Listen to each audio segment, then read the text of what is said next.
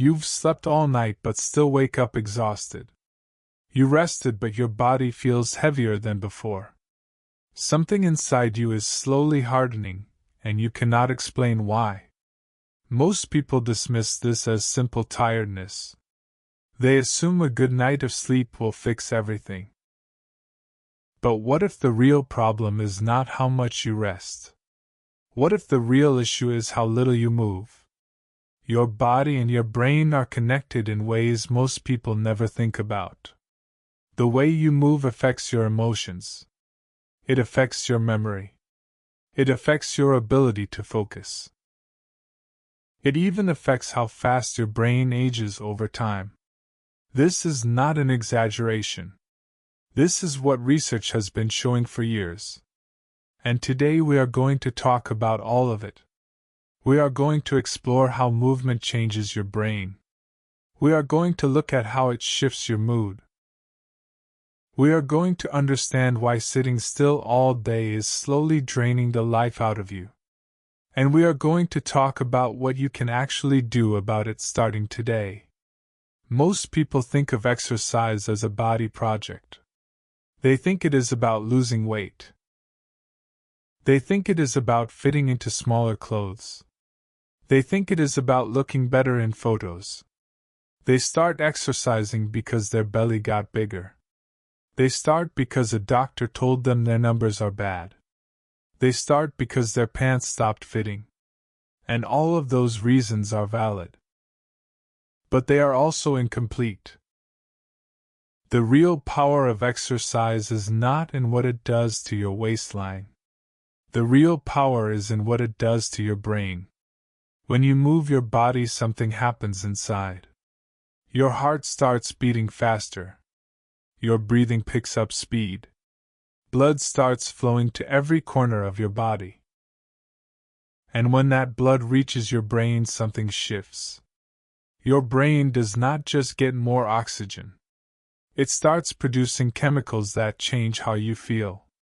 It starts creating conditions that improve how you think. It starts building an environment where focus becomes easier.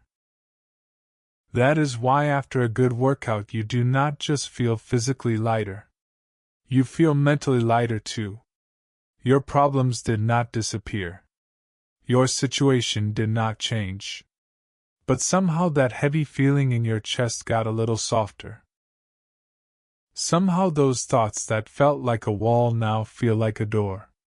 This is not just a mood boost. This is chemistry. When you exercise, your brain releases dopamine. It releases serotonin. It releases norepinephrine. These are neurotransmitters. They are chemical messengers in your brain. Dopamine is linked to motivation.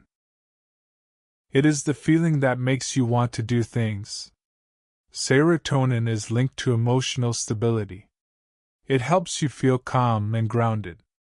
Norepinephrine is linked to alertness and focus. It helps you pay attention and stay sharp. When these chemicals increase, you feel better. Your head feels clearer.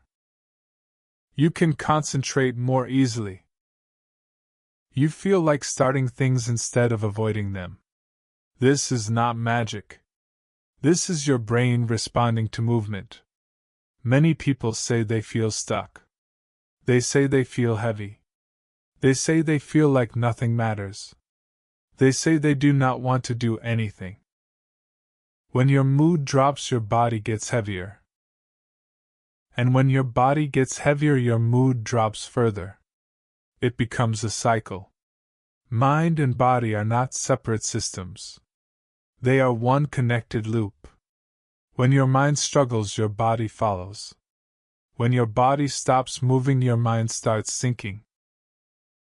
That is why exercise is not something you do after you feel better.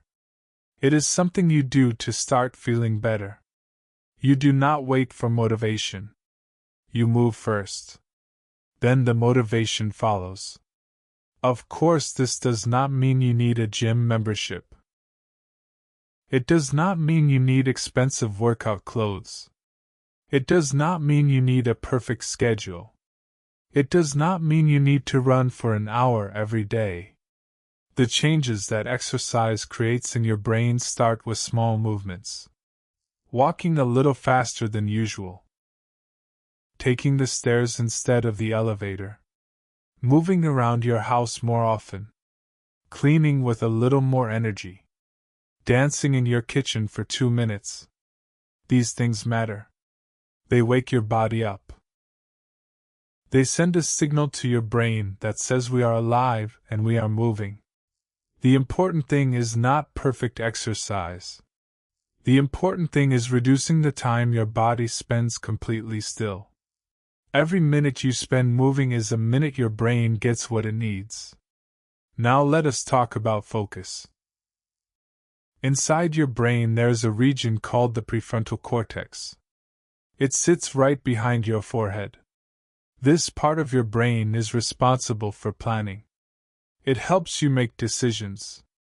It helps you control impulses. It helps you stay focused on one task at a time. When you have 10 things to do but keep getting distracted, that is your prefrontal cortex struggling. When someone says something that makes you angry and you almost snap back but hold yourself together, that is your prefrontal cortex working. This region is critical for daily life. And exercise helps it work better. When you move regularly, your prefrontal cortex functions more efficiently. That means you can focus longer. You can resist distractions more easily. You can make better decisions under pressure. You can control your emotions more effectively. This is especially important in our modern world. Think about your average day. You sit at a desk for hours. Every 5 minutes you check your phone. You start watching a video but switch to another one within seconds. You open your laptop to work but end up scrolling instead. By the time you actually start working, you are already exhausted. Most people blame themselves for this. They think they lack willpower. They think they are lazy. They think something is wrong with them. But the truth is simpler and also more fixable. When you spend your entire day sitting still, your brain becomes scattered. Your prefrontal cortex does not get the stimulation it needs. It starts underperforming. And when it underperforms, everything feels harder. Focus feels impossible. Decisions feel overwhelming. Impulse control disappears. Exercise is one of the most direct ways to wake up a scattered brain. It sends blood and oxygen to your prefrontal cortex. It stimulates neural connections. It helps this critical region do its job. Now let us talk about memory. Inside your brain there is a structure called the hippocampus. The hippocampus plays a crucial role in forming new memories. It helps you store information. It helps you recall what happened yesterday. It helps you remember names and faces. It helps you learn new things and keep them. Without a healthy hippocampus, learning becomes difficult. Remembering becomes unreliable. Life starts feeling foggy. And here is the important part. Exercise has a direct positive effect on the hippocampus. Aerobic exercise in particular is deeply connected to hippocampal health. Walking, brisk walking, cycling, swimming. Any activity that raises your heart rate sends more blood to your brain. That increased blood flow creates a better environment for brain cells. It helps them survive longer. It helps them communicate better. It helps new neural connections form. So exercise does not just change how you feel right now. It changes how well your brain works over time. It affects your long-term memory. It affects your ability to learn. It affects the overall health of your brain for years to come. As people get older, many start worrying about memory. They forget what they just said. They stand in front of the refrigerator and cannot remember what they wanted. They feel like their thinking has slowed down. Not all of these changes indicate serious problems. But the brain, like the body, needs maintenance. If you never use a muscle, it weakens. The same principle applies to your brain. Without stimulation, without challenge, without recovery, the brain becomes sluggish. Exercise is the most realistic way to maintain your brain as you age. Think about it this way. People spend enormous energy planning for financial security. They save money for retirement. They buy insurance. They prepare for the future. But how many people are actively investing in the future health of their brain? Exercise is like a retirement plan for your brain. One single workout will not transform everything. But those workouts accumulated over months and years build a reserve of brain health. They create a buffer. They give your brain the strength to handle aging. The hippocampus and the prefrontal cortex are two brain regions that tend to decline with age. Exercise helps protect both of them. It will not prevent every neurodegenerative condition. It cannot guarantee you will never face cognitive decline. But it significantly improves your chances. It helps keep your brain functioning well for longer. It slows down the rate at which things deteriorate. That matters enormously. One of the beautiful things about exercise is that you do not have to wait years to see benefits. Many healthy habits take a long time before you notice changes. But exercise gives you something almost immediately. After a single session of moderate movement, you can feel your head clearing up. You can notice your mood shifting. You can feel a little more ready to face your day. The effect does not last forever. That is why one workout is not enough. You need to repeat it. You need to keep sending those good signals to your brain. Think of it like turning on a light in a dark room. The room becomes bright immediately. But when you turn the light off, darkness returns. Exercise works the same way. Each session lights up your brain for a while. But you need to keep flipping that switch. Over time, something remarkable happens. The baseline changes. Your default state improves. You start feeling better even on days you do not exercise. Your brain adapts. It becomes healthier overall. So exercise is both a daily mood tool and a lifelong brain investment. It changes how you feel today. And it changes how your brain ages tomorrow. Very few habits offer both immediate and long-term benefits simultaneously. When you exercise consistently, your brain actually changes its structure. Regular movement increases blood flow and oxygen delivery. It promotes the growth of new neural connections. It creates conditions where your brain can operate at a higher level. Think of it this way. Studying harder does not always mean sitting at a desk longer. Sometimes the best thing you can do for your productivity is to get up and move. Your brain will function better after movement. You will remember more. You will focus longer. You will think more clearly. If you are someone who overthinks, you need to hear this. If you are someone who feels anxious often, this is especially relevant. Anxious people run simulations in their heads constantly. They worry about things that have not happened yet. They replay events that already passed. They imagine worst-case scenarios on repeat. During all of this, the body stays perfectly still.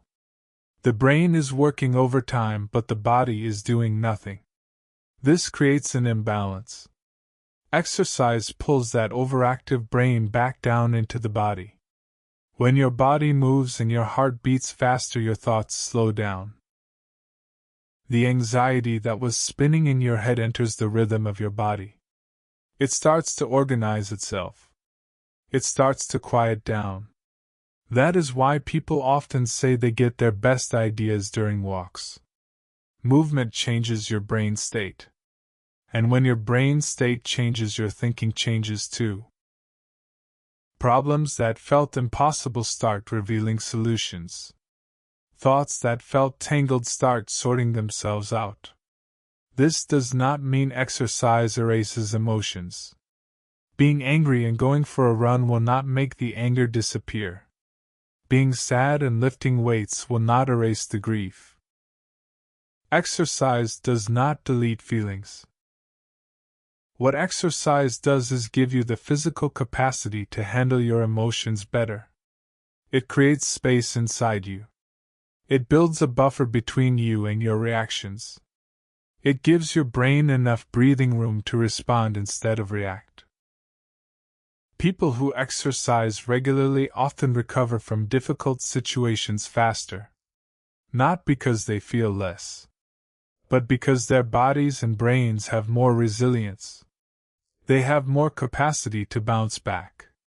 A happy person is not someone who only experiences good things. A happy person is someone who has effective ways to recover when bad things happen. Exercise builds that recovery capacity. For people dealing with low mood, exercise can feel like an enormous burden. The idea of putting on workout clothes and going outside might feel impossible. That is completely understandable. And that is exactly why the goal should not be perfect exercise. When you feel low, the word exercise itself can feel intimidating. Try replacing it with the word movement. If going outside feels too hard, just move inside your home for 5 minutes. Do some stretching. Open a window. Clean something. Walk from one room to another. The point is to send your body a signal. The signal says you can still move. You are not frozen. You are not stuck. You are still capable of action. That signal matters more than people realize. Many people give up on exercise because they want results too quickly. They work out for one day and check the scale. Nothing changed. They exercise for a week and see no visible difference. They decide it is pointless and stop. But what they miss are the invisible changes. Sleep improves slightly. Mood swings become less intense. Focus gets a little sharper. The atmosphere of daily life shifts before the body does. Exercise changes the feeling of your life before it changes the shape of your body. In many societies, exercise is treated like a luxury hobby. It is something for people with time. Something for people with money. Something for people who have their lives together. But the truth is the opposite. The people who need exercise the most are the ones with the least time, the most stress, the most mental clutter. Someone who sits at a desk all day comes home to household chores, then collapses in front of a phone at night. That person is draining their brain continuously without refueling. That person needs movement desperately. And it does not require a dramatic lifestyle change. Get off the bus one stop early and walk. Take a 10-minute walk after lunch. Choose the stairs for just one floor. These small insertions of movement into daily life add up. And they are sustainable because they do not require extra time or preparation. Exercise does not need to be separate from life. It needs to be woven into life. That is how it becomes permanent. Many people try to change everything at once. 5 workouts per week. Strict meal planning. 2 liters of water daily. 8 hours of sleep. 10,000 steps. All at once. But when you try to change everything simultaneously, your brain perceives it as a threat. It becomes too hard too fast. And anything that feels too complex will not last. The key to exercise is not intensity. The key is repetition. It needs to be easy enough that you can do it again tomorrow. That is how habits form. At first, going out to exercise feels annoying. It feels pointless. It feels like a chore. But if you keep doing it, your brain eventually accepts it as routine. It stops resisting. It starts expecting it. It becomes part of your day, like brushing your teeth. Exercise is not something you start when you feel motivated. Exercise is something you start so that motivation can find you. People who feel stuck often wait for motivation to arrive. They tell themselves they will start when they feel like it. They will begin tomorrow. They will get serious when the timing is right. But while they wait, their body gets heavier. Their brain gets more tired. Their mood drops further. The right time never comes because the right time is always now. Start absurdly small. 10 minutes of walking. 5 minutes of stretching. 1 flight of stairs. Make it so easy that failure is almost impossible. That is the secret. Some people genuinely dislike exercise. They hate sweating. They hate being out of breath. They feel uncomfortable in gyms. They do not want others to see them struggling. All of that is valid. But it does not mean movement is not for them. It just means they need to find their version of it. Brisk walking. Light home workouts. Cycling. Swimming. Hiking. Climbing stairs at home. Dancing alone in a room. There are countless ways to move. The only requirement is that your heart rate goes up slightly. That your body wakes up a little.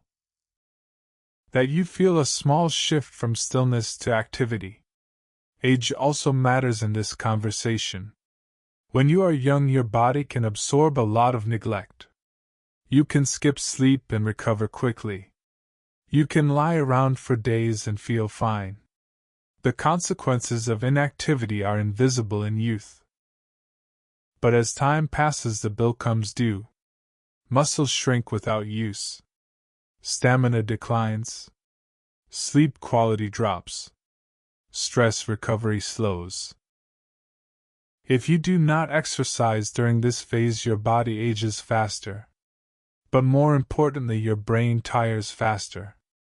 The mental fog comes earlier. The forgetfulness worsens. The emotional regulation weakens. But here is encouraging news. Starting exercise later in life still matters. It still helps. Your brain still responds to movement regardless of when you begin. The response may not be as fast as it would be at 20. But it is still there. Your brain still adapts. It still benefits. So whether you are 40 or 50 or 60 or beyond, starting a walking routine or a simple strength program is profoundly valuable. If you feel like your memory is not what it used to be, if you feel like your focus has declined, if you feel like your thinking has slowed, start moving. Even a little. Even today. Exercise does not require expensive equipment. It does not require special training. It does not require a specific location. You can start right now. And that simplicity is precisely why people underestimate it. Walking feels too ordinary to be powerful. Climbing stairs feels too basic to matter. A light sweat feels too easy to create real change. But the brain does not respond to complexity. The brain responds to consistency. Ordinary actions repeated daily create extraordinary results over time. Exercise also restores something deeply important. It restores your sense of control. When you feel stuck and helpless, the worst part is feeling like nothing is in your hands. Everything feels out of your reach. Nothing responds to your effort. But when you move your body even for just a few minutes, you accomplish something. You did one thing today. You chose to move. You chose yourself. That small victory registers in your brain. It creates a sense of agency. It reminds you that you still have power.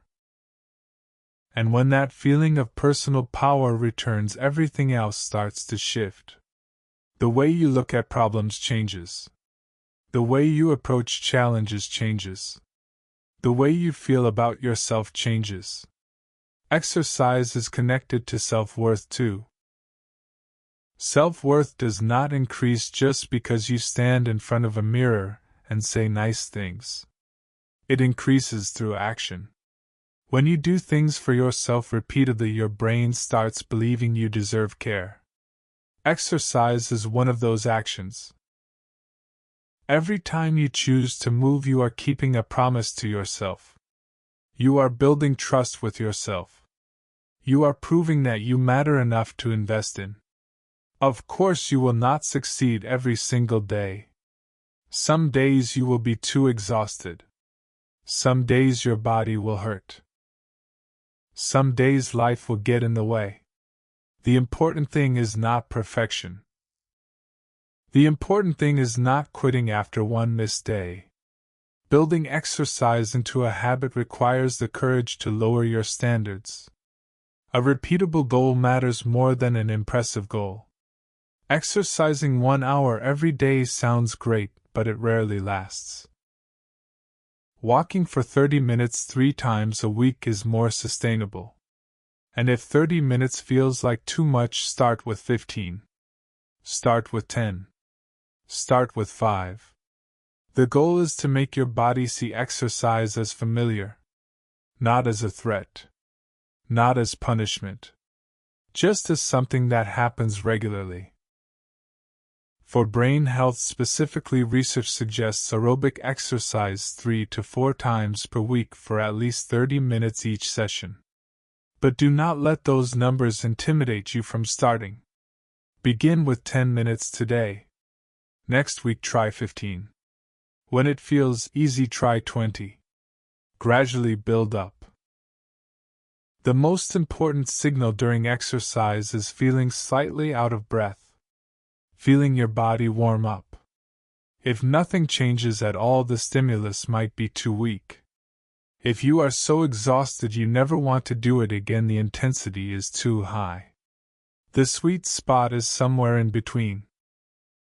Challenging enough to feel it. Easy enough to come back tomorrow. Refreshing enough to feel good after. Exercise is not punishment. It is not self-torture. It is a gift to your body and brain. It is time spent waking yourself up. That is why finding a sustainable intensity matters so much. You can exercise alone or with others. Both work. But if you start comparing yourself to other people, exercise becomes stressful. How far someone else ran does not matter.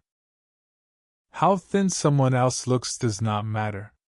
How heavy someone else can lift does not matter.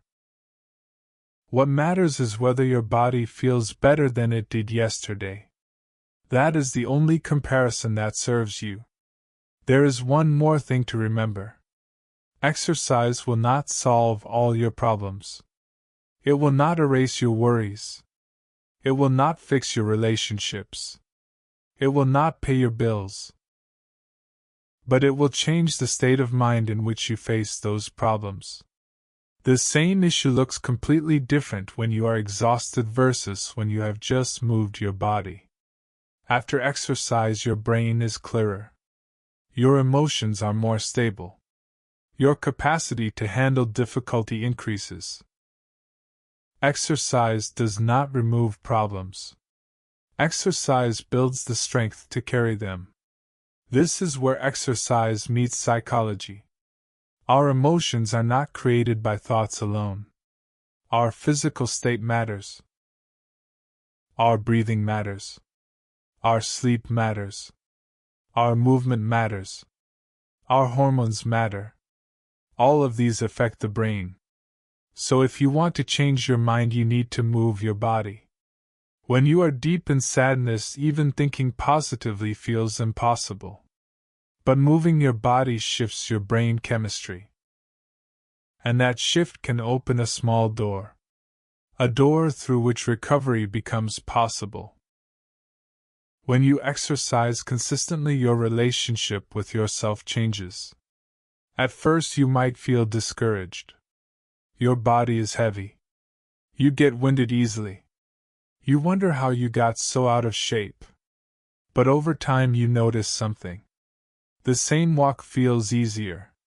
The same stairs leave you less breathless. The same day feels more manageable. What used to exhaust you in 10 minutes eventually takes 30 to tire you out. What once felt impossible becomes routine. And your brain registers all of this. It sends you a message.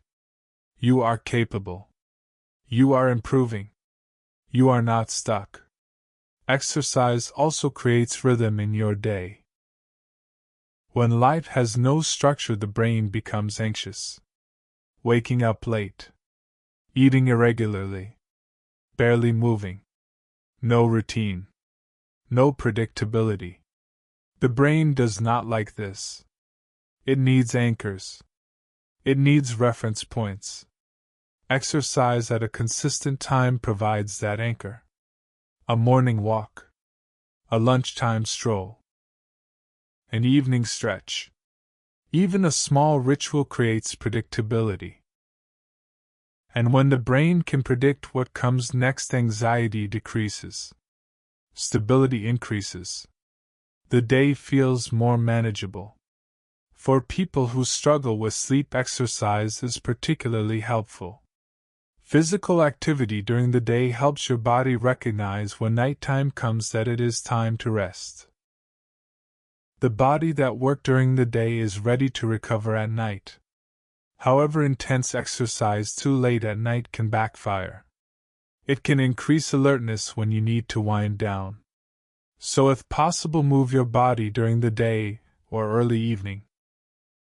Better sleep leads to better mood, which leads to better focus.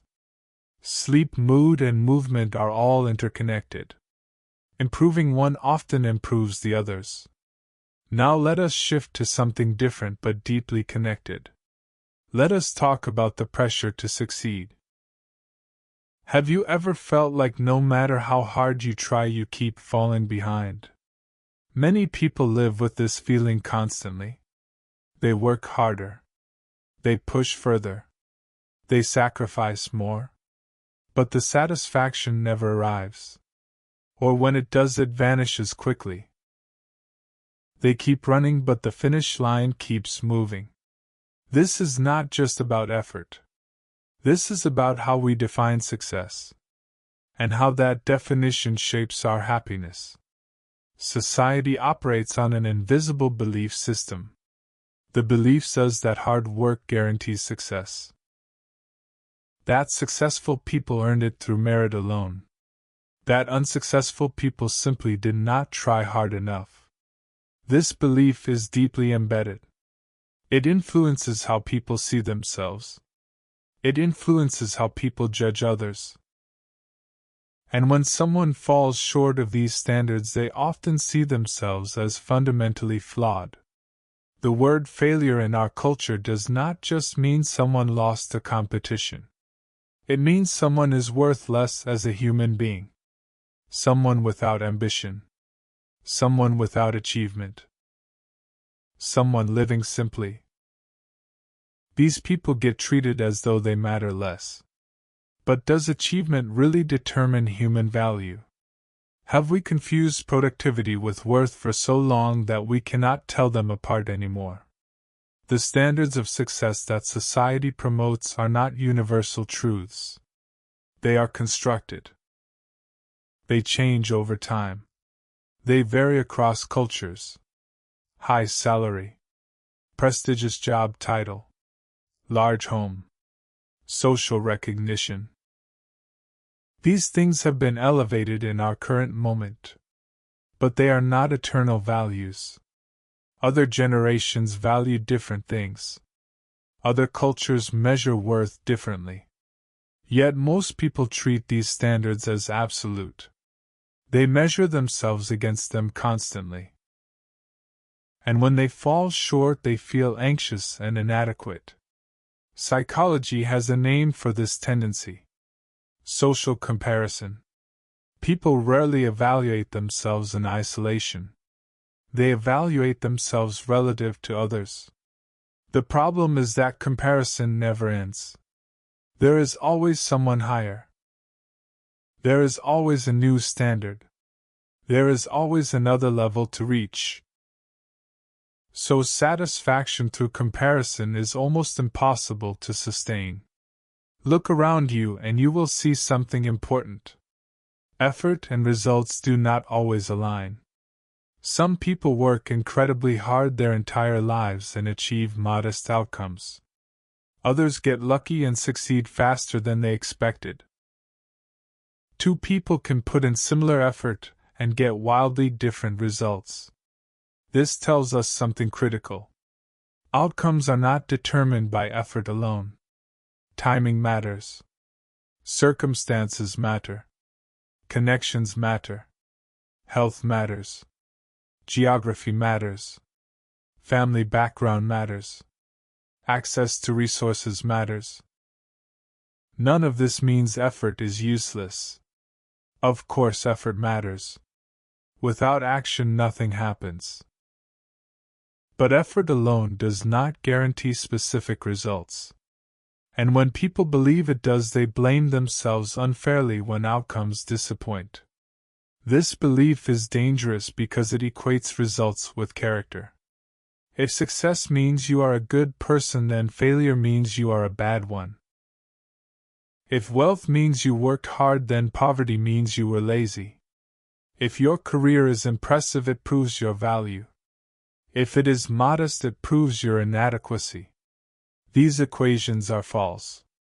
But millions of people live by them. And those equations create enormous psychological suffering. Some researchers have found that people tend to attribute wealth to hard work and talent. They tend to attribute poverty to laziness and poor choices. But every person carries a unique history. A different starting point. A different set of advantages and disadvantages. Judging everyone by the same measuring stick ignores these differences entirely. The real problem is not outcomes. The real problem is obsession with outcomes. The more you obsess over results, the more anxious you become. Because you are trying to control things beyond your reach. You can control your effort. You can control your preparation. You can control your attitude. But you cannot control the final result. Too many variables are involved. And trying to control the uncontrollable is a recipe for chronic stress. Many people, when results disappoint, blame themselves first. But doing your best and evaluating yourself by results are two different things. Effort is a choice you make. Results are determined by many factors working together. When people tie their self-worth to outcomes, they suffer needlessly. A failed exam does not make someone a failed person. A closed business does not make someone a worthless human. These are events, not identities. Some people experience failure and barely flinch. Others experience the same failure and crumble completely. The difference is not resilience as a personality trait. The difference is how they interpret the failure. If failure threatens your identity, it devastates you. If failure is simply information, it teaches you. Success and failure are not absolute categories either. What counts as success depends entirely on when and where you live. In past generations, a stable government job was the height of success. Today, many people value flexibility and freedom more. Some want high income. Others want free time. Yet society often acts as though only one definition exists. Salary, title, home size, social media following. These are current metrics. But they are not permanent. They will likely look different in 50 years. So can we really call them the true measures of a life well lived? Pursuing wealth is natural. Pursuing recognition is human. But neither one is an obligation. Financial resources provide options. They create comfort. Recognition opens doors. These things have value. But the cost of obtaining them deserves consideration. Wealth requires time. It requires energy. Sometimes it requires sacrificing relationships. Sometimes it requires sacrificing health. Many people focus on what success gives them. Few consider what it takes from them. Fame carries similar costs. Being known and admired looks appealing from the outside. But maintaining public attention requires constant performance. It requires caring deeply about how others perceive you. And public opinion is notoriously unstable. What people celebrate today they may ignore tomorrow. Yet many people spend enormous energy trying to hold on to approval that was never guaranteed.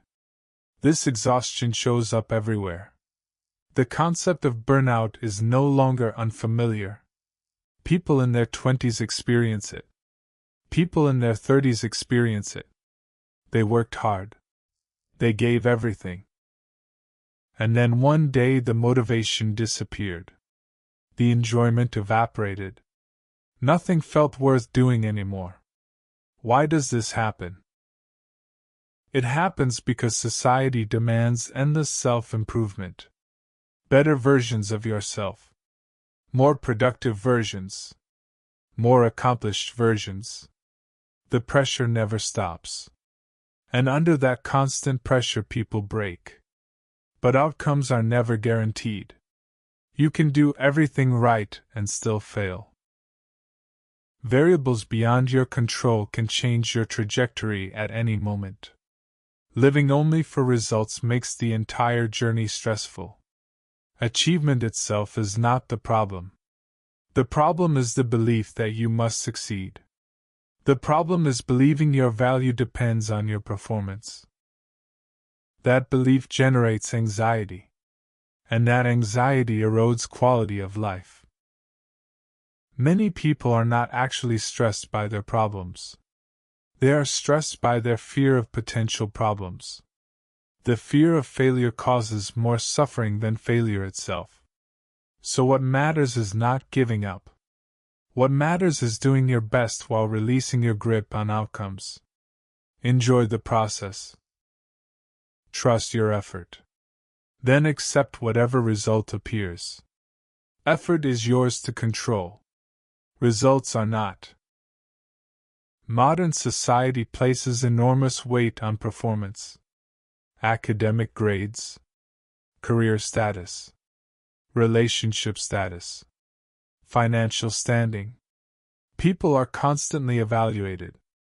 And when that evaluation becomes their sole source of identity, they lose themselves. They stop asking what they want. They start asking what others expect. They optimize their lives for external approval instead of internal satisfaction. Ask yourself this question honestly. Is the thing making you most anxious right now something you genuinely want? Or is it something society told you to want? Sometimes the anxiety of being unemployed at a certain age is not about survival. It is about judgment. You can eat without that job. You can sleep without it. But you cannot escape other people looking at you. And that fear of being seen as less than is what drives most of the panic. But society's standards do not define human worth. Failing to meet a particular benchmark does not make someone worthless. It simply means one metric was not achieved.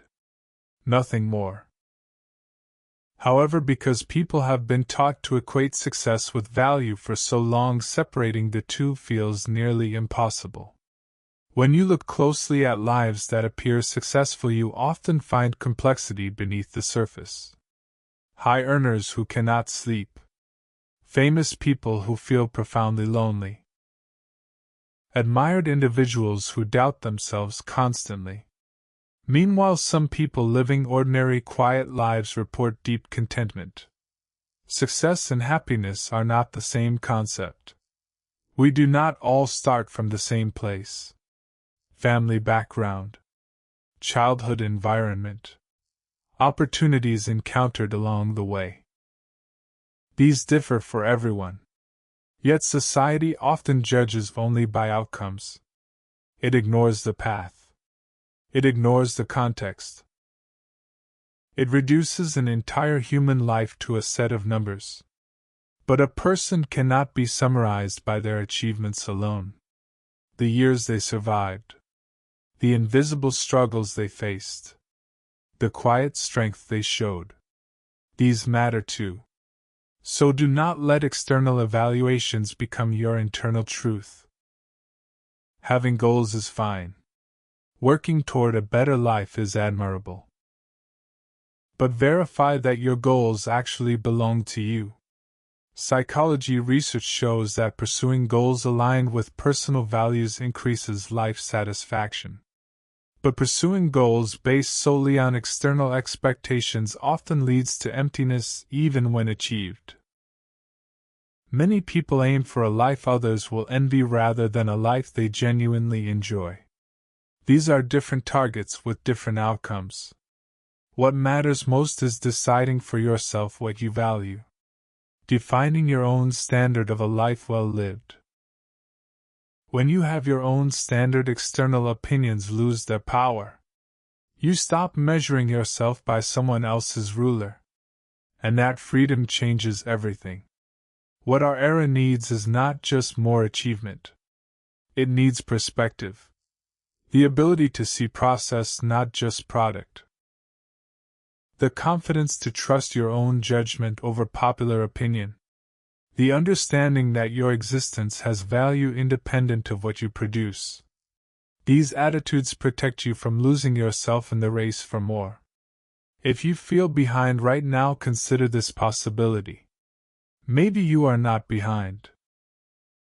Maybe you are simply going in a different direction. And maybe that direction is not wrong. It is just yours. People move at different speeds. People value different things. There is no single correct way to live a human life. What matters more than how much you own, or how high you climbed, or how many people recognize you is this. How authentically did you live today?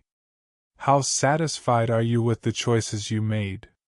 If you can answer those questions honestly, external metrics become less relevant. Your life already has meaning. Even if society has not stamped its approval on it yet. Now let us talk about happiness itself. Have you ever heard that the more you chase happiness, the further it runs from you? Most people treat happiness as the ultimate goal of life. They work toward it constantly. They believe that achieving certain things will finally make them happy. But despite all their effort, happiness remains elusive. Why does wanting happiness so badly push it further away? Research published in recent years has shown fascinating results. People who place happiness as their highest life priority tend to experience less positive emotion in the short term. And in the long term, their overall life satisfaction measures lower. This seems counterintuitive. But when you look deeper, it makes perfect sense. People treat happiness like a destination. They think once they get the right job, the right relationship, the right amount of money, happiness will arrive permanently. So they keep chasing. But when they reach their goal, the happiness they expected either does not show up, or it fades quickly. Then they think something went wrong. They must need something else. Something bigger. Something better. So they set another goal and start running again. But this constant chasing is exactly what pushes happiness away. Studies around major celebrations have shown something interesting too. People who set the highest expectations and made the most elaborate plans reported the lowest happiness when the event actually arrived. Meanwhile, people who approached the same occasion with minimal expectations reported higher satisfaction. The pattern is clear. Greater expectations create greater disappointment. And that disappointment is not just a feeling. It becomes self-blame. Why am I not happier? What is wrong with me? Everyone else seems to enjoy this. Why cannot I? Expectations create disappointment. Disappointment creates self-criticism. Self-criticism creates deeper unhappiness. It is a spiral. Here is where a concept from psychology becomes relevant. Meta-emotions. A meta-emotion is an emotion about an emotion. It is feeling bad about feeling bad. It is getting angry at yourself for being anxious. It is feeling ashamed of your sadness. When happiness is your primary goal, failing to achieve it creates a meta-emotional response. You are not just unhappy. You are unhappy about being unhappy. That second layer makes everything worse. The same pattern appears with anxiety. Anxiety itself is uncomfortable but manageable. But when you become anxious about being anxious, the intensity multiplies. You try to suppress the feeling. The suppression fails. The failure creates more anxiety. The cycle escalates. Sadness works similarly. When people try not to cry. When they suppress grief. When they refuse to acknowledge pain. The emotion often bursts out more intensely later. Emotions tend to grow stronger when suppressed. To understand this, think about thought suppression. Right now, do not think about a purple elephant. Do not picture it. Do not imagine its color or size. What happened? You immediately thought about it. This is how the mind works. Trying not to think something makes you think it more. The act of suppression draws attention to the very thing you want to avoid. Thoughts arise and pass naturally. They come and go without our choosing. But when we grab onto a thought and try to force it away, it sticks. It gets louder. It stays longer. So the most effective approach is often the opposite of fighting. Let thoughts come. Let them pass. Do not give them extra attention. Do not wrestle with them. They will move through you if you allow them to. So how do you actually experience more happiness? Paradoxically, happiness comes closer when you stop making it your goal. Imagine trying to catch a butterfly by running after it. The faster you chase, the faster it flies away. But if you sit quietly in a garden, eventually a butterfly might land near you on its own. Happiness works this way. The harder you grasp, the more it escapes. The lighter you hold, the closer it comes. In practical terms, this means focusing on something other than happiness itself. Focus on work that feels meaningful. Focus on helping someone. Focus on creating something. Focus on learning something new. Focus on building relationships. Focus on living according to your values. When you engage deeply with things that matter to you, happiness tends to arrive as a byproduct. It shows up uninvited. It appears in moments you were not looking for it. Psychology confirms this pattern. People report the highest satisfaction not during moments of pure pleasure but during moments when they feel they are progressing toward meaningful goals. A sense of purpose generates deep fulfillment. People who know why they are alive, who understand what they are working toward, who feel their actions have meaning. These people endure hardship better than those who simply seek comfort. What matters is not being happy. What matters is having a reason to live. When that reason exists, satisfaction follows naturally. This principle applies to everyday life too. Traveling to become happy versus traveling to experience something new. These are different motivations with different outcomes. Spending money to feel better versus spending money to help someone. Same action but different emotional results. The intention behind behavior determines its impact on well-being. Living for meaning creates lasting satisfaction. Living for happiness alone creates perpetual disappointment. People throughout history have echoed this understanding. A good life is not one spent grasping for pleasure. A good life is one lived according to values, acting with integrity, fulfilling responsibilities, moving in a direction you believe is right. When you live this way, happiness is not something you chase. It is something that finds you. The order matters enormously. It is not that you need to be happy in order to live well. It is that living well leads to happiness. Reverse that order, and you spend your life searching. But place meaning first, and happiness emerges organically.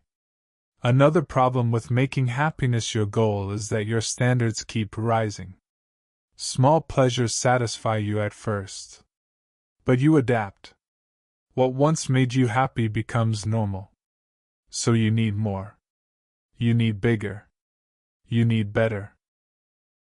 This cycle of adaptation means satisfaction is always temporary. The promotion feels good for a week. The new car feels exciting for a month. The dream home feels perfect for a year. Then everything resets to baseline. And you start wanting the next thing. The desire never stops growing. But fulfillment stays flat. This is why people who have everything still feel empty. Their reference point keeps moving upward. And from any reference point there is always something more to want. The escape from this cycle is not having less or wanting less. It is caring about something beyond personal happiness. Meaning, purpose, contribution, growth, connection. These fill the gap that pleasure cannot reach. Relationships deserve special attention here. A long-running study at a major university tracked thousands of people over more than 80 years. The researchers examined what predicted health and happiness across an entire lifetime. The answer was consistent. The quality of close relationships mattered more than almost anything else. More than money. More than fame. More than career achievement. People with deep, meaningful connections lived longer and reported greater satisfaction. But relationships are not easy. They require vulnerability. They require patience. They require showing up even when it is uncomfortable. Many people avoid deep connection because past relationships cause pain. They keep others at arm's length.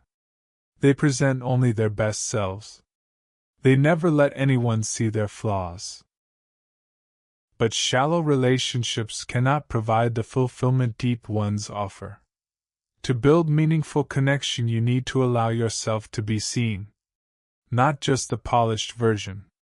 The real version. Interestingly, people tend to feel more drawn to those who are honest about their imperfections than to those who seem flawless. Vulnerability builds trust. Trust builds intimacy. Intimacy builds lasting satisfaction. Meaning and happiness overlap, but they are not identical. Meaningful pursuits are not always pleasurable. Raising children is meaningful but exhausting. Learning a difficult skill is meaningful but frustrating. Caring for aging parents is meaningful but emotionally draining. Yet people who live with meaning tolerate difficulty differently. They know why they are enduring hardship. And suffering with purpose is fundamentally different from suffering without it. Purposeful struggle leads to growth. Growth leads to deep satisfaction. That satisfaction outlasts any temporary pleasure. The relationship between money and happiness is nuanced.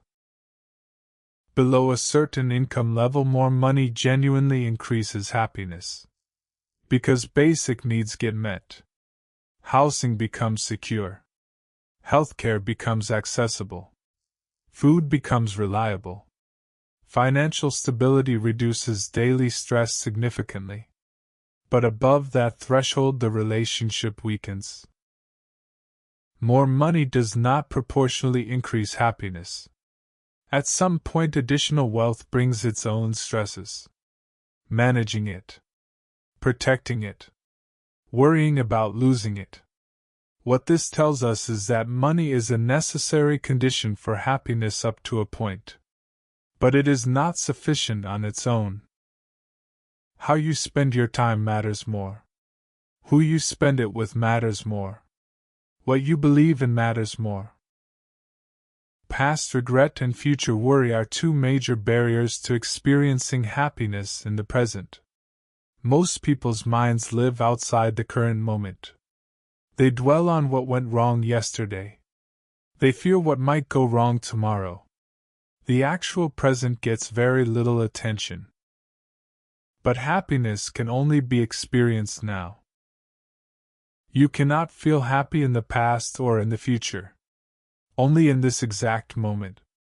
Learning from the past is valuable. Planning for the future is necessary. But ruminating on regret and rehearsing worry steal your present. They drain energy without producing solutions. They leave you tired without having accomplished anything. Practicing presence helps. Bringing your attention back to this moment. Noticing what is happening right now rather than what might happen or what already happened. This is a skill that improves with practice. And the more present you become, the more moments of contentment you notice. Quiet time matters too. Constant stimulation makes self-awareness difficult. You need space. Space to think. Space to feel. Space to ask yourself what you actually want. Without that space, you operate on autopilot. You chase goals you never chose. You follow paths others laid out. You lose yourself in busyness. So what should you actually do? Stop making happiness your primary target.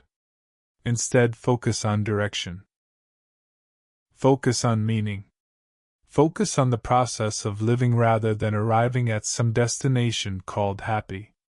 Happiness is not a place you reach. It is a way of traveling. At the end of each day, instead of asking, "Was I happy today?" ask, "Did I do something meaningful today? Did I connect with someone? Did I learn something? Did I contribute something? Did I live according to my values?" These questions reframe your relationship with happiness entirely. And give yourself permission to have difficult days. Not every day will feel good. Not every experience will be pleasant. A bad day is not a failed day. A hard week is not evidence that something is wrong with you. Releasing the pressure to be constantly happy paradoxically increases the frequency of happiness. Now let us talk about how your thoughts shape your life. Do you ever catch yourself saying things like this? "It will never work out for me. There is no point in trying. That person does not like me. I always mess things up." These thoughts feel automatic. They feel true. They feel like facts about reality. But they are not facts. They are patterns. They are habits. And they run constantly in the background, shaping everything you do and feel. Most people never examine their own inner dialogue. They do not notice the words they repeat to themselves dozens of times each day. The self-talk runs on autopilot. It has been running so long it feels like identity rather than habit. But this matters because repeated thoughts become beliefs. Beliefs shape perceptions. Perceptions determine actions. Actions create outcomes. Outcomes confirm beliefs. It is a loop. And it can spiral in either direction. The brain is wired to give extra weight to negative information. This is called negativity bias. Negative events register faster and last longer in memory than positive ones. One criticism outweighs 10 compliments. One bad experience overshadows dozens of good ones. This wiring made sense in evolutionary terms. Detecting threats quickly kept our ancestors alive. But in modern life there are very few actual survival threats. Yet the brain still operates in alert mode constantly. Instead of scanning for predators, it scans for social threats. A supervisor's tone of voice. A friend's delayed response. A stranger's expression. Everything gets filtered through a threat detection system that was designed for a world that no longer exists. This is why modern life feels so exhausting even when nothing dangerous is actually happening. News and social media exploit this bias perfectly. Negative content captures attention more effectively. Algorithms learn this and feed you more of it. Over time, constant exposure to negative information makes the world seem worse than it actually is. Your perception shifts not because reality changed, but because your input changed. The brain is being programmed by what it repeatedly sees. And what it repeatedly sees is increasingly negative. Here is where it gets worse. Negative thinking becomes self-reinforcing. Neural pathways strengthen through repetition. The more you think a certain way, the easier that pathway becomes. Eventually, negative interpretation becomes your default mode. You worry without reason. You expect the worst automatically. You interpret neutral events negatively. This is not personality. This is neural habit. And when negative thinking becomes chronic, your body responds. Stress hormones increase. Cortisol floods your system. Short-term cortisol helps you focus and react during genuine emergencies. But chronic cortisol damages your immune system. It disrupts sleep. It impairs memory. It harms cardiovascular health. Your thoughts are literally making your body sick. So how do you change this? Simply telling yourself to think positively is not enough. Deeply ingrained thought patterns do not reverse through willpower alone. They require deliberate, consistent practice over time. Research has demonstrated something revealing about how initial framing affects subsequent thinking. When people receive information framed positively first, they can later integrate negative information relatively easily. But when people receive negative framing first, they resist positive reframing strongly. Once a negative perspective takes hold, it becomes very difficult to dislodge. This is why conscious daily practice matters so much. Understanding your specific patterns of negative thinking is the first step. There are several common types. The first is mistrust. Some people assume others have hidden motives. Every kind gesture hides an agenda. Every compliment conceals manipulation. Past experiences of betrayal often create this pattern. And while caution has its place, applying suspicion to everyone makes relationships exhausting and isolating. The second pattern involves catastrophizing, imagining the worst possible outcome for every situation. A friend is late, so something terrible must have happened. A message goes unanswered, so the relationship must be ending.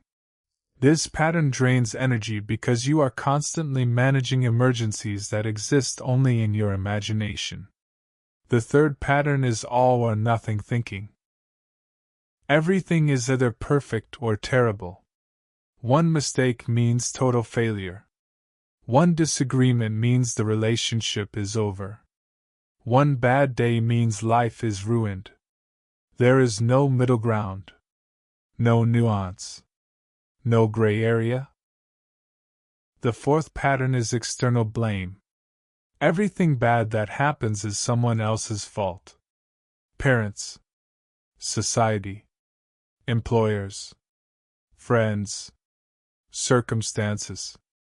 While external factors certainly influence our lives, attributing everything to outside causes means never recognizing what you can change yourself. Most people exhibit at least one of these patterns. Many exhibit several. And the critical point is this: these are not fixed personality traits. They are learned habits of thought. They formed over years of repetition. And what was learned through repetition can be unlearned through different repetition. Change does not happen overnight. But the brain retains its ability to form new pathways throughout life. This capacity for change means that with consistent effort, different patterns can develop. The first practical step is examining what information you consume daily. Your thoughts do not form in isolation. They are influenced by what you read, see, hear, and discuss every day. If your morning begins with disturbing news and your evening ends with social comparison, the soil of your mind is being fed negativity continuously. Healthy information habits work like healthy eating habits. They nourish your mind. They create conditions for better thinking. The second step is learning to observe your thoughts rather than automatically believing them. When a negative thought arises, pause. Examine it. Ask whether it is based on evidence or on fear. Most of the time you will find that your worst fears have no factual basis. They are projections, not predictions. This practice of examining thoughts builds objectivity over time. You develop the ability to step back from your own thinking and assess it clearly. The language you use matters enormously too. Saying "I completely failed" is very different from saying "the result was not what I expected." Same situation. Very different emotional impact. Words create emotions. Emotions influence behavior. Behavior shapes your life. Paying attention to your habitual vocabulary is a powerful form of self-awareness. Intentional repetition of constructive thoughts rewires the brain over time. Reading something helpful once is good. But reading it repeatedly and reflecting on it daily is transformational. The brain strengthens whatever it repeats. If you deliberately repeat empowering thoughts, they gradually become your new default. This is not about forcing false positivity. It is about consciously choosing which mental pathways to strengthen. For those who struggle with trust, practicing the consideration of alternative interpretations helps.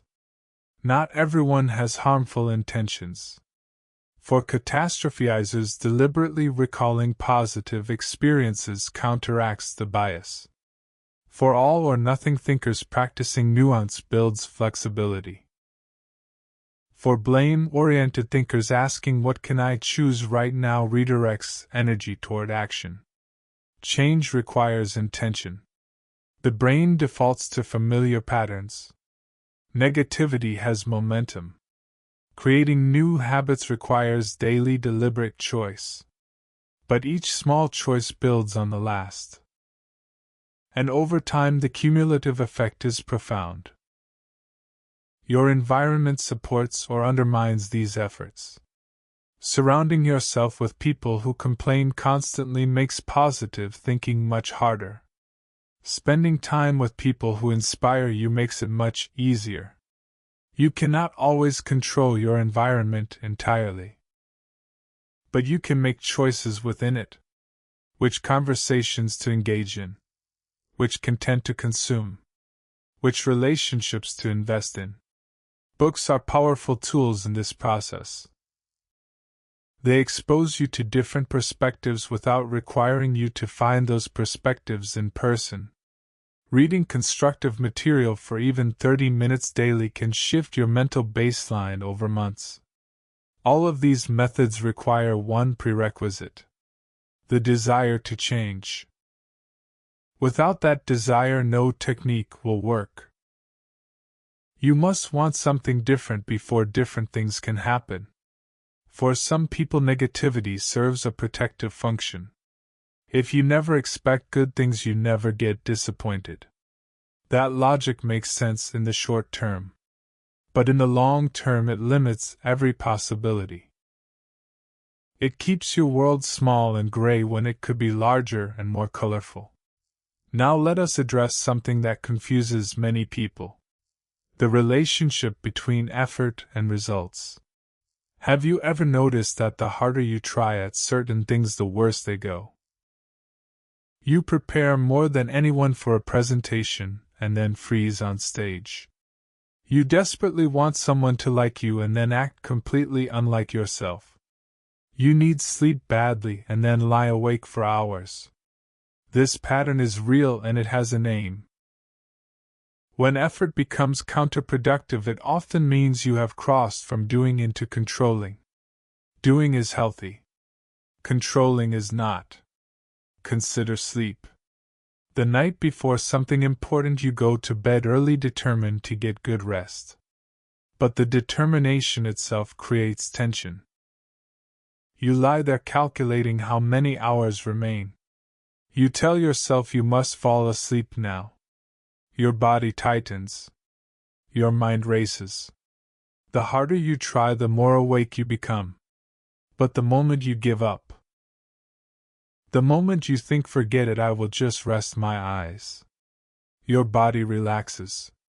The pressure evaporates. And sleep arrives uninvited. What happened? You stopped trying to control an involuntary process. Sleep cannot be forced. It can only be allowed.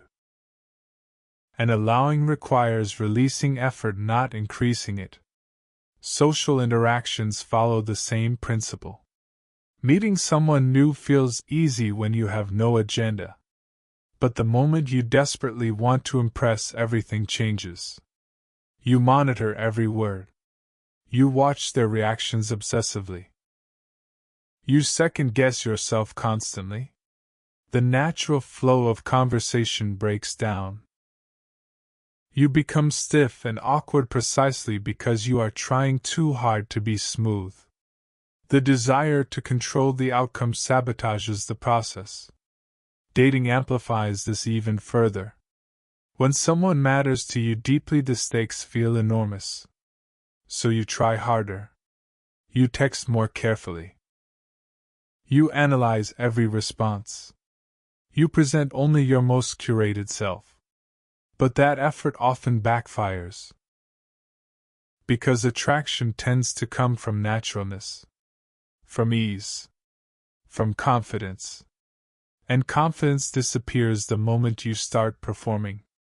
What most people call love problems are actually anxiety problems. The anxiety comes from trying to control another person's feelings. But you cannot control how someone feels about you. You can only be yourself and let them respond naturally. Professional performance follows identical patterns. You prepare extensively for a presentation. You rehearse. You memorize. You anticipate questions. All of this is good preparation.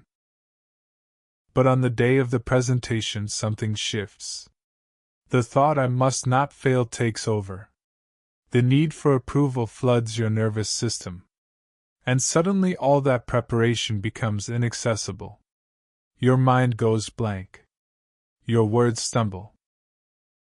The performance you delivered effortlessly in practice falls apart under pressure. Most people conclude they lack confidence. But the real issue is excessive self-monitoring. When you watch yourself too closely, you interfere with natural ability. The brain under pressure enters survival mode. It prepares for threat.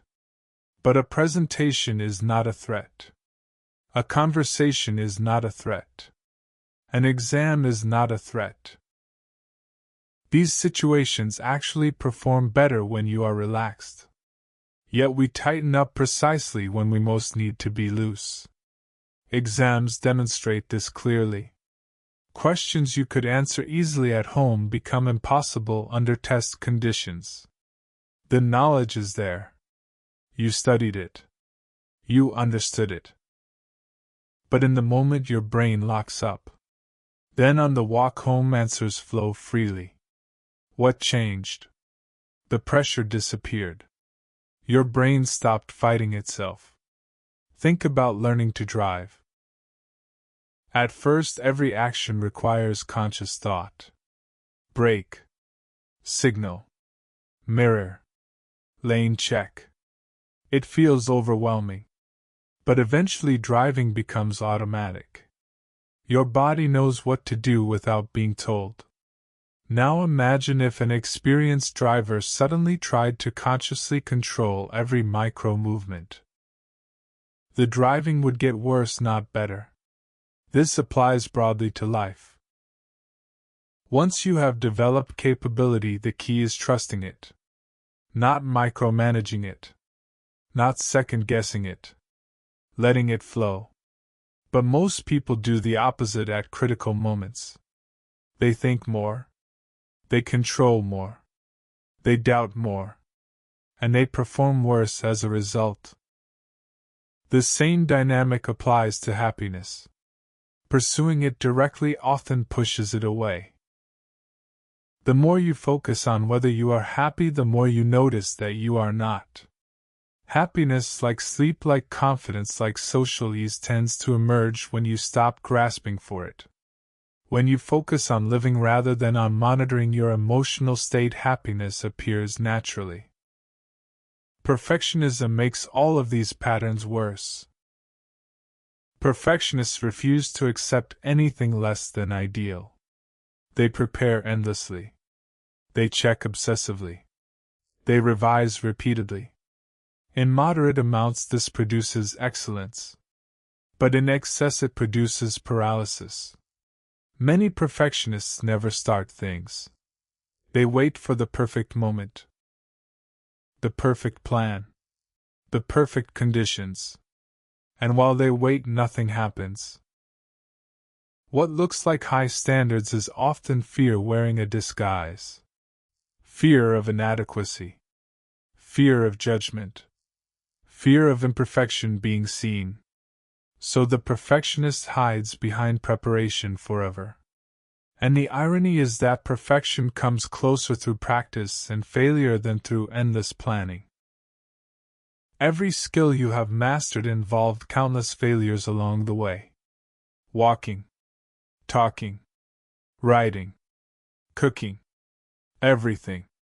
But somewhere along the way you started treating failure as evidence of unworthiness rather than as evidence of learning. That shift created enormous suffering. At work, the same dynamic produces burnout. The desire for recognition drives people to overwork. They stay late. They take on extra projects. They never say no. At first, it comes from genuine ambition. But eventually the motivation shifts. They continue not because they enjoy the work but because stopping feels terrifying. They are no longer working towards something. They are running from something. They are running from the fear of being seen as inadequate. And running from fear is exhausting in a way that running toward purpose never is.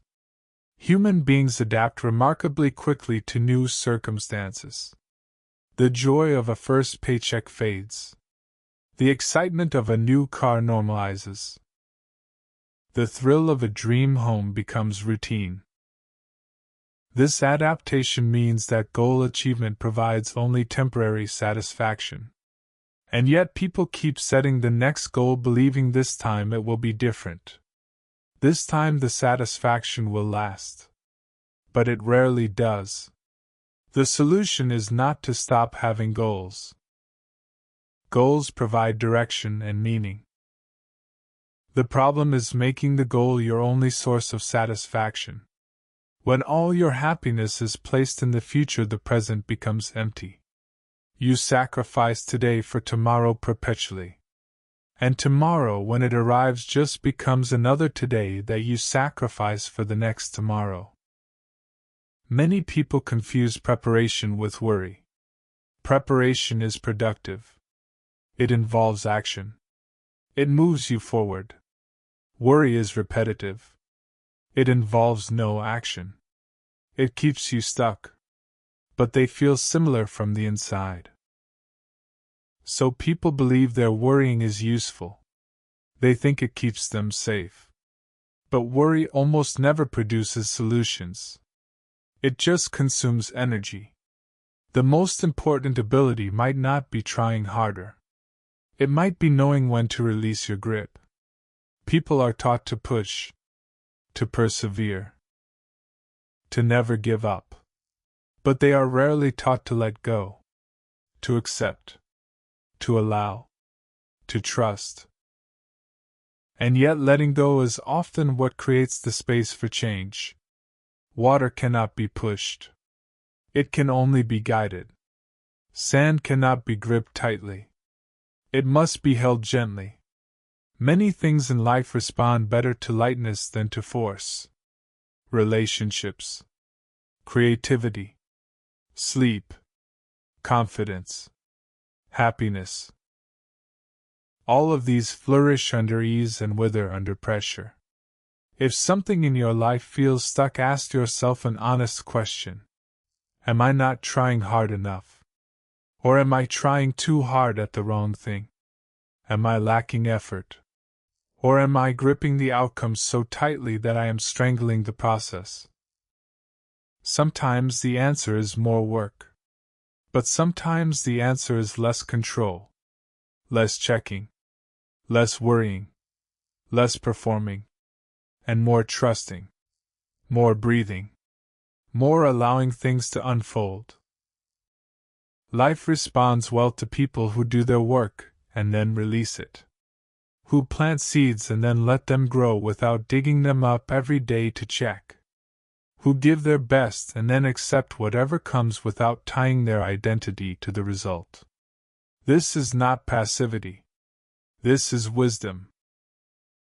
Knowing when to push and when to let go is one of the most valuable skills anyone can develop.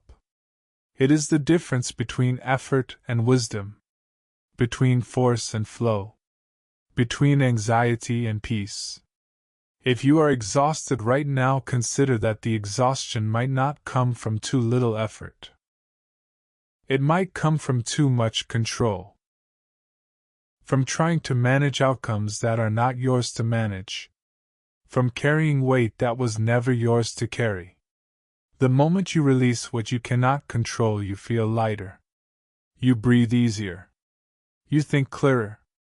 And often that is exactly when things start moving in your favor. Not because you stopped caring, but because you stopped interfering. Now here is something that ties everything together. Negative thoughts repeated daily become the lens through which you see reality. But you can change the lens. Not overnight. Not perfectly. But gradually and meaningfully. You can choose to notice your self-talk. You can choose to question it. You can choose to replace the harshest words with more accurate ones. Not delusionally positive. Just fair. Just honest. Just kind. The way you would speak to someone you love. You deserve that same kindness from yourself. A positive life is not one without hardship. It is one where hardship does not define you permanently. Where difficult days pass and you recover. Where failures teach and then release you. Where your sense of worth does not depend on external approval. Building this takes time. It takes repetition. It takes patience with yourself. But every single day you practice, you get slightly stronger. The changes are invisible at first. Then one day you realize you handled something that would have destroyed you a year ago. And you handled it with grace. That is growth. That is resilience. That is what a well-lived life actually looks like. Not constant happiness. Not perfect circumstances. But the quiet strength to keep walking forward no matter what the road brings. Your thoughts, your habits, your daily choices. These are the building blocks. They are small individually. But stacked together over months and years, they become the foundation of everything. Start today. Not with a grand resolution. Just with one slightly better thought. One slightly kinder word to yourself. One moment of choosing presence over worry. That is enough. That is more than enough. That is everything.